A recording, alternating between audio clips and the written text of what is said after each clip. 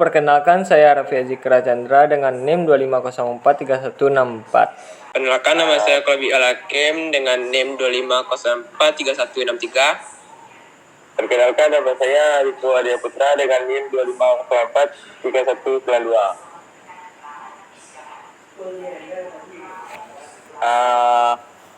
Baik, saya akan menjelaskan poin A, yaitu analisis etika dan akuntabilitas. Yang pertama, jenis pelanggaran etika oleh manajemen PT Aquatex. Berdasarkan materi tentang judgment by manager, pelanggaran etika yang dilakukan manajemen PT Aquatex termasuk dalam kategori manipulasi informasi untuk meningkatkan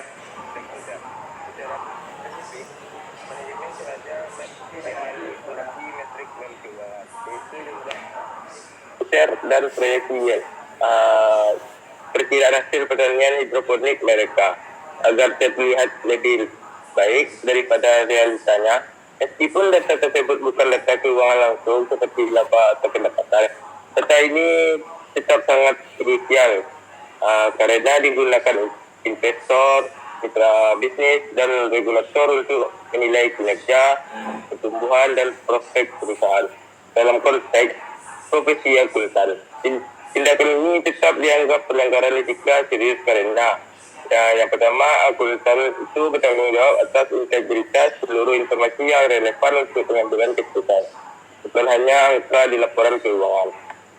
Yang kedua, standar etika profesi akuntansi seperti kode etik LL atau ISAC menekankan integritas, objektivitas, dan transparansi. Manipulasi data apapun yang bisa mempengaruhi keputusan ekonomi pihak eksternal jelas melanggar prinsip ini.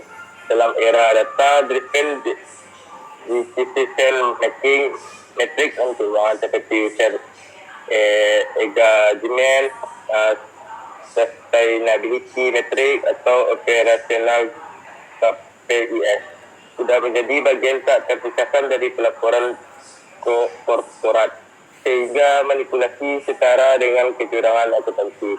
Jadi, meskipun tidak mengubah angka laba langsung, memasukkan data operasional di mitra atau pendanaan adalah bentuk etika profesional yang gagal.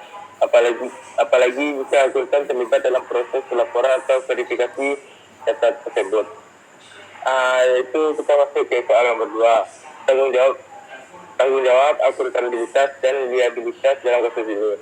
Dalam sistem informasi, konsep responsibility, accountability, dan liability membantu mengklarifikasi siapa yang berperan dalam suatu insiden. Yang pertama, responsibility atau tanggung jawab moral. Ada pada CEO atau dan CFO. Mereka adalah pemimpin tertinggi yang menyetujui strategi pelaporan dan memberikan arahan kepada tim. Jika mereka sengaja memerintahkan atau menyetujui manipulasi data untuk menarik investor, maka secara moral mereka lah yang bertanggung jawab atas keputusan itu tersebut. Yang kedua, akuntabilitas atau akuntabilitas memberikan pertanggungjawaban. Ada pada tim data atau IT dan tim keuangan atau akuntansi. Mereka yang mengolah dan menyajikan data harus bisa menjelaskan asal-usul dan keakuratan data tersebut. Jika data dimanipulasi di level teknis, misalnya bot dibuat untuk menaikkan angka aktif user, tim ini harus mampu mempertanggungjawabkan prosesnya, bahkan jika mereka hanya mengikuti perintah. Yang ketiga, liability, kewajiban hukum. Bisa dikenakan pada perusahaan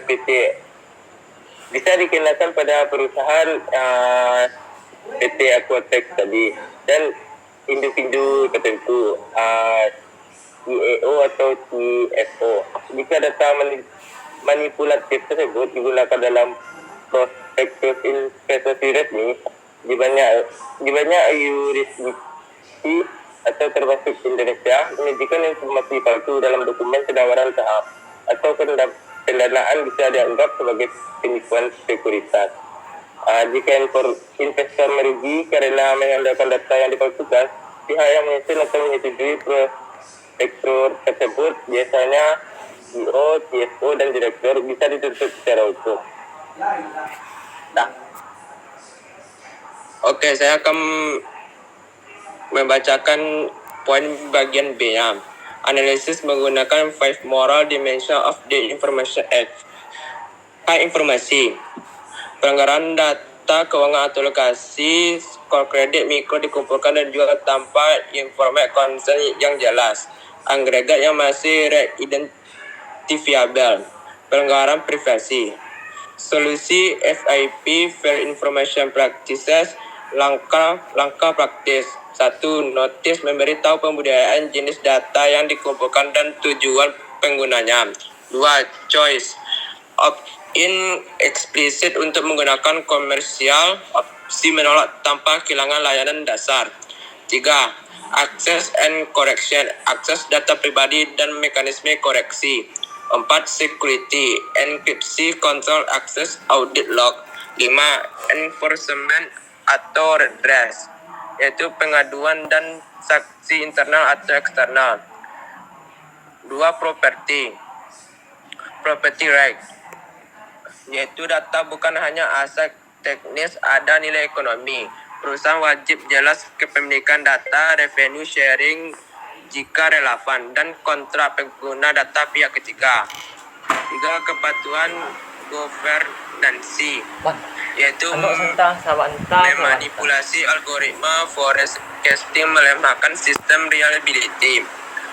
Model tidak lagi mencerminkan real world risk, pengambilan keputusan atau keliru.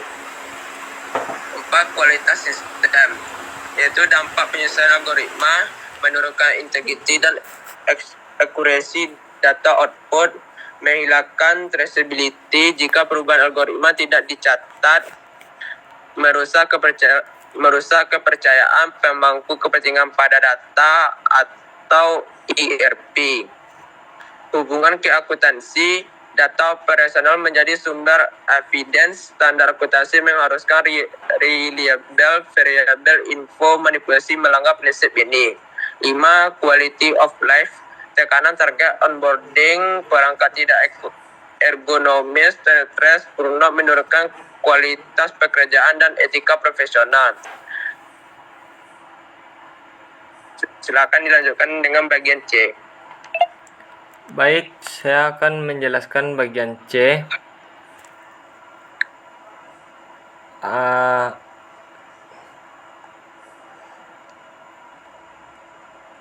Mengapa ergonomi dan workplace design isu etika?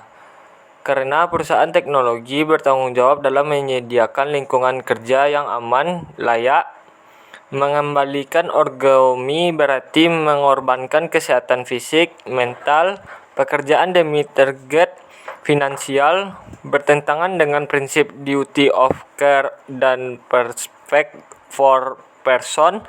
Selain itu, kondisi buruk menurunkan kualitas kontrol internal yang lebih human atau error, berpotensi membesarkan risiko manipulasi data. Yang kedua, rekomendasi kebijakan kontrak gabungan, tata kelola data dan kesejahteraan karyawan. Yang bagian poin A-nya, tata kelola data dan transparansi kebijakan. Terbagi ada 3. Pertama, data governance policy dan data protection impact assessment, atau disebut juga DPIA. Wajib DPIA sebelum monetisasi data, menentukan re-identification risk, mitigasi, dan persetujuan pengguna. Buat data classification atau sensitif dan non-sensitif, dan aturan masking anonymization minimal standar. Yang kedua, change control atau audit trail dalam sistem KPI atau ERP. Semua perubahan pada algoritma, metrik, definisi, dan dashboard harus melalui change request formal.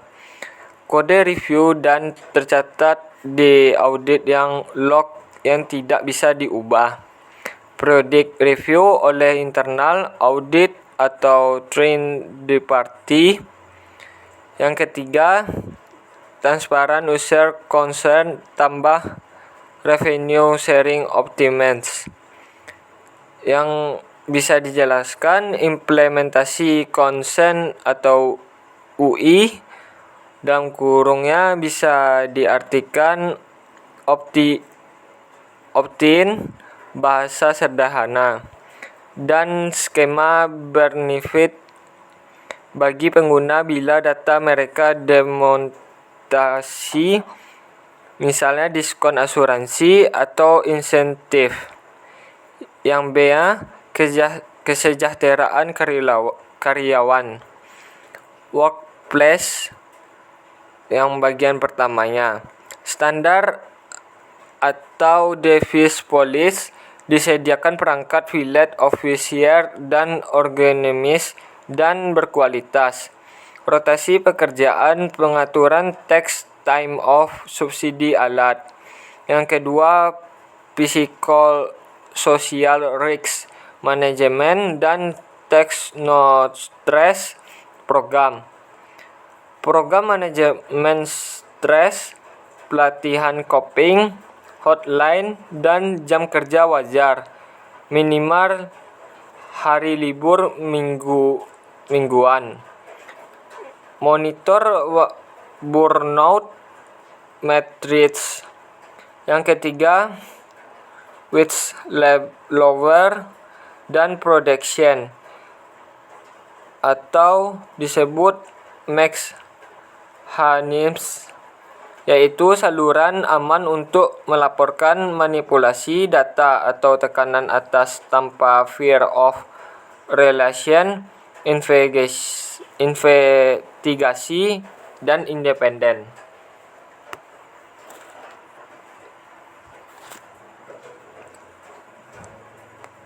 Sekian dari presentasi kami. Jika ada salah kata, mohon dimaafkan. Assalamualaikum warahmatullahi wabarakatuh.